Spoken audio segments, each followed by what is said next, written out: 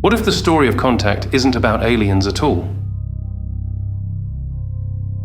What if it's about something deeper, an inner calling, a soul's journey through grief, doubt, and the silent ache of absence? This isn't science fiction. It's symbolic autobiography. It's the myth of a woman reaching beyond stars to find the lost fragments of herself. Carl Jung called it individuation, the process of becoming whole, and Contact is steeped in it. Beneath the radio signals and rocket fuel is a psychic odyssey, a descent into the unconscious, a confrontation with the symbolic father, and a return with something stranger than proof, meaning. This is a film about the longing for contact, not just with other worlds, but with the deepest truth within. So let's not ask, is it real? The better question is, what does it mean? Ellie Arroway's fascination with extraterrestrial life isn't just scientific curiosity. It's a symbolic longing for wholeness. Beneath the search for radio signals lies a much older search for meaning, for presence, for connection with something greater than herself. As a child, she sits alone in a quiet house, speaking into the void through her ham radio, hoping to hear a voice, any voice, reach back. These scenes aren't just tender, they're mythic. In Jungian terms, they're the Psyche's ritual gestures toward the self. Her science is not cold, it's devotional. Her father's death is the initiating wound. It tears open the illusion of safety, leaving her with questions that logic can't answer. And the absence of her mother, barely mentioned, completely unseen, deepens the rupture. This is the primal abandonment that sets the stage for her individuation journey. In response, Ellie armors herself with intellect. She becomes sharp, rational, untouchable. Her emotional detachment, her almost fanatical commitment to reason, these are her defenses, her shadow. They guard the wound, even as they isolate her further. And yet, she keeps reaching. Arroway isn't just a name, it's a trajectory. The arrow launched from the psyche, flying toward the unknown, pulled by gravity she doesn't fully understand. She's not just searching for life in the stars, she's searching for herself. This is the beginning of her myth, not a scientist chasing proof, but a soul chasing integration. Government, religion, and academia, all the institutional pillars Ellie must navigate, are embodiments of the persona, the mask the collective wears to maintain order, identity, and illusion. These systems reward conformity, not truth. Ellie doesn't just challenge them, she doesn't fit within them. Her pursuit of the signal places her in direct conflict with these structures. The government wants control. The religious establishment wants moral authority. Academia wants peer-reviewed certainty. None of them want mystery. None of them value inner vision. Jung tells us that the persona, when mistaken for the self, becomes a prison. Ellie refuses the mask. She does not seek approval. Her journey is not to climb the ladder, it's to burn it down. And so she becomes a threat. Not because she's dangerous, but because she's free. Her refusal to conform is the first act of individuation. She doesn't reject science, faith, or order outright. She rejects their arrogance, their belief that truth must serve the collective script. In Ellie's defiance, we see a soul unmasking the world, and in doing so, she begins to find her own face beneath it. The machine is not just a vessel, it's a symbolic crucible. To step inside it is to surrender identity, to release control, to dive into the abyss of the unconscious. Ellie isn't merely boarding a ship, she's entering an initiation, a modern version of the underworld journey. As the countdown begins, her surroundings dissolve. She is stripped of orientation, detached from gravity, removed from consensus time. This is not a linear voyage. It's mythic, timeless, dreamlike. Jung would call this a confrontation with the self, the descent into the deeper layers of psyche, where ego dissolves and symbols reign. Every flicker of light, every sound distortion is a transmission from the unconscious, refracted through Ellie's perceptual lens. And then synchronicity, the precisely timed construction of the machine, the unfolding of the message, the moments where doubt yields to trust. All of it reflects the unconscious working in concert with the outer world. The ego could never plan this. It is the self pulling her forward. Inside the machine, Ellie loses everything: her role, her bearings, her certainty. But in doing so, she gains access to something else: the imaginal, the archetypal, the beyond. This isn't space travel, this is soul work, and Ellie, rational scientist, becomes mythic initiate. The stars don't just surround her, they mirror her inner cosmos. The machine doesn't take her elsewhere, it takes her in, and that's where everything changes. In the luminous stillness of the alien shore, Ellie meets the image of her father, not resurrected, but remembered. Not a ghost, not an alien, but an archetype, the self appearing through the animus, father, guide, and gatekeeper in one. He speaks in calm familiarity, wrapped in the dream logic of the unconscious. This encounter isn't about information, it's about integration. Ellie's lifelong longing, sharpened by grief and unanswered questions, is met not by data, but by a vision crafted from her own psyche, the setting, the voice, even the palm trees. It's all projection, and it's real. This is where science bends to soul. She's not learning about something. She's being shown herself. Her father's form is a vessel, a symbol of the inner masculine that has been both absent and idealized. Now it manifests as comfort and challenge. Jung teaches us that the animus can appear as a spirit of meaning, a voice that bridges the conscious and unconscious. That's what Ellie hears now, a compassionate mirror, a guide who doesn't give answers, but grants presence. Her grief softens into insight. Her detachment melts into connection. And for the first time, the wound isn't hidden. It's honored. The cosmos didn't give her proof. It gave her something deeper, a moment of wholeness, and it came in the shape of her loss. This is not contact with another world. It's contact with the self, and it changes everything. Ellie's experience cannot be validated. There's no footage, no readings, no measurable proof, just her word, and the lingering sense that something irrevocable has changed. To those around her, it's frustrating, inconvenient. It doesn't fit the paradigm. But from a Jungian lens, this is the essence of transformation. The self reveals itself not through evidence, but through meaning. Individuation doesn't demand witnesses, it demands courage. Jung wrote that the deepest truths are often ineffable. To truly integrate the unconscious is to accept the limits of rational explanation. Ellie's return is marked by silence, not because nothing happened, but because it transcends language. She has crossed the boundary into symbol and come back bearing only the echo. And yet, she knows. The encounter lives in her body, in her gaze, in the pause between her words. That knowing is unshakable, not because it's provable, but because it is hers. The journey didn't end with contact. It was contact with the self, the wound, the image, the cosmos.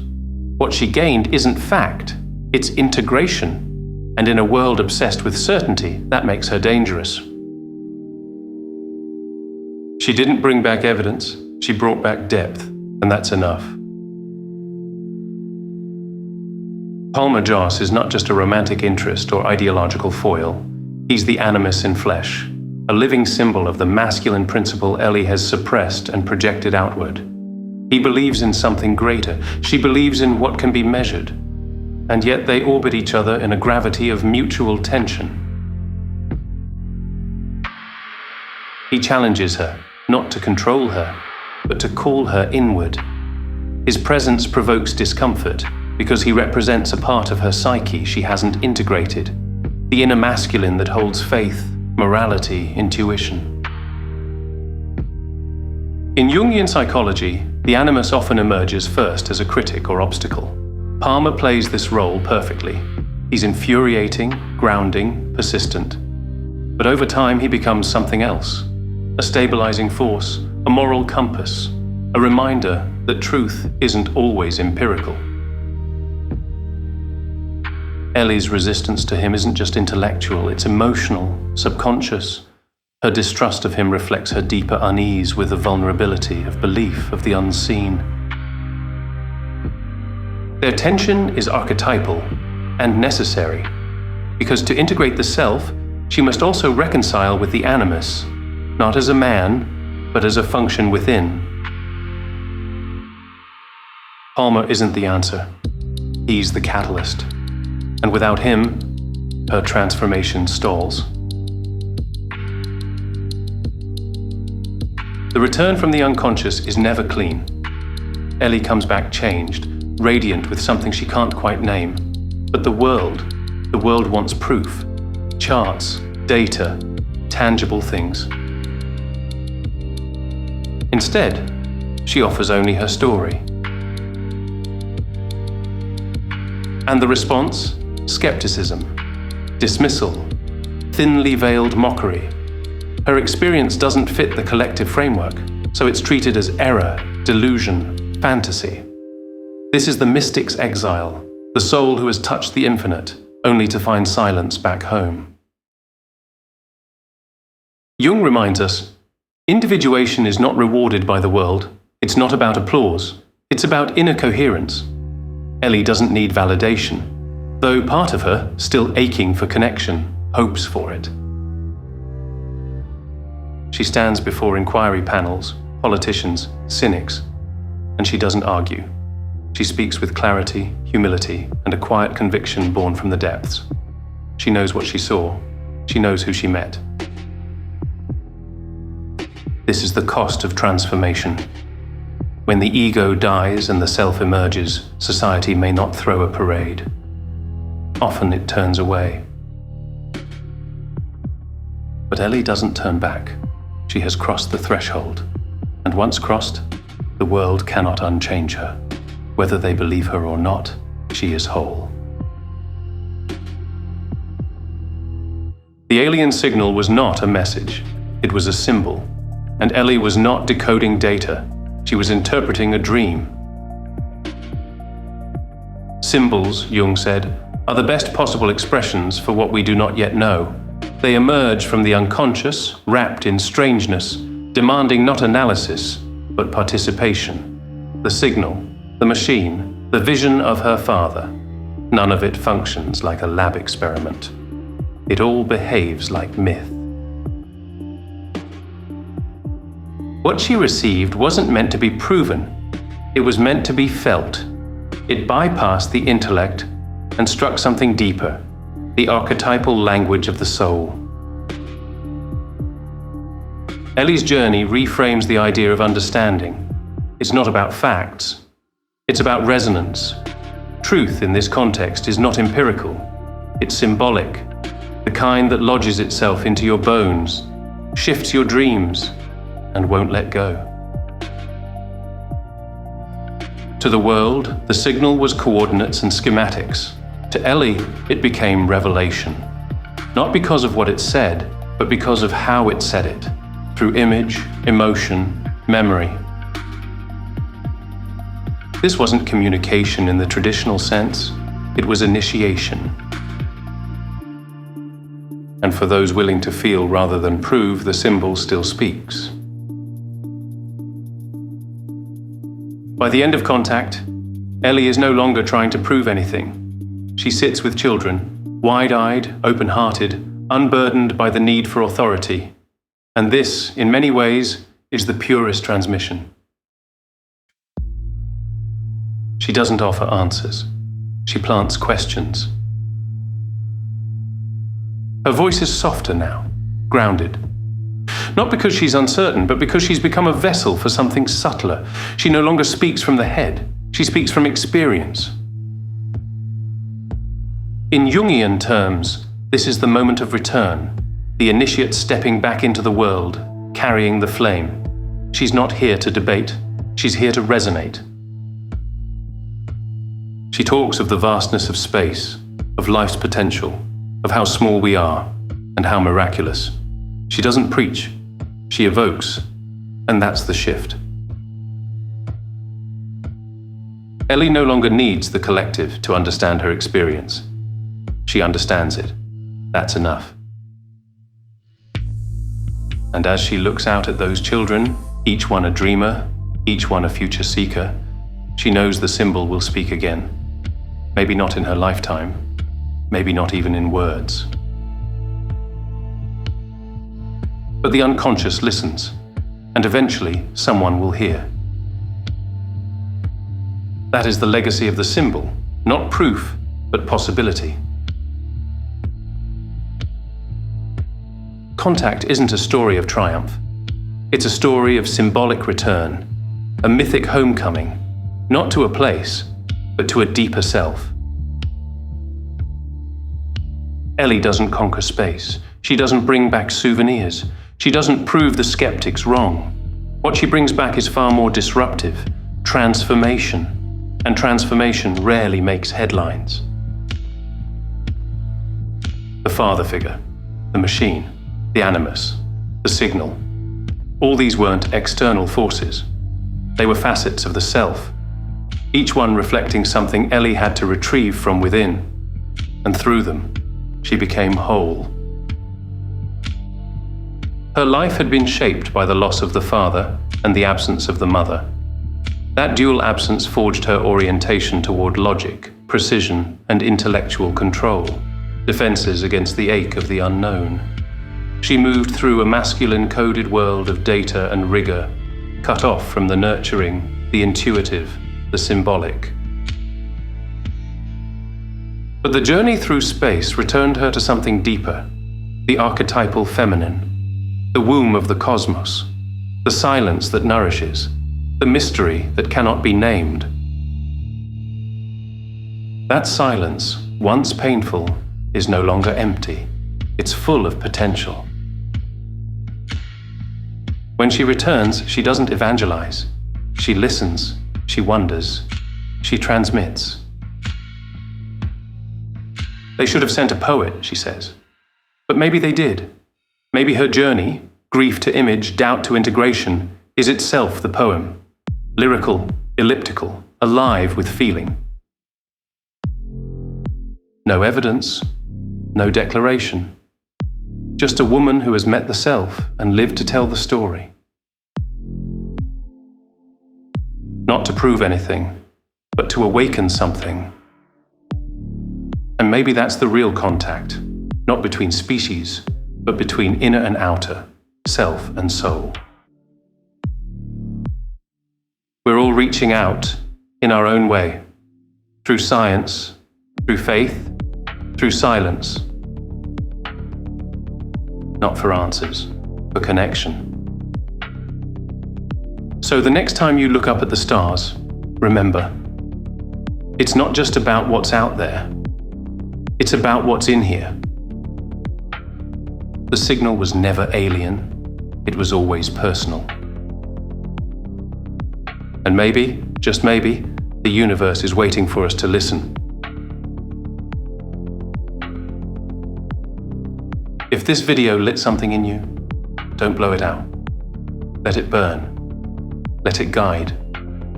All links are in the description below. The dark isn't empty. It's full of meaning.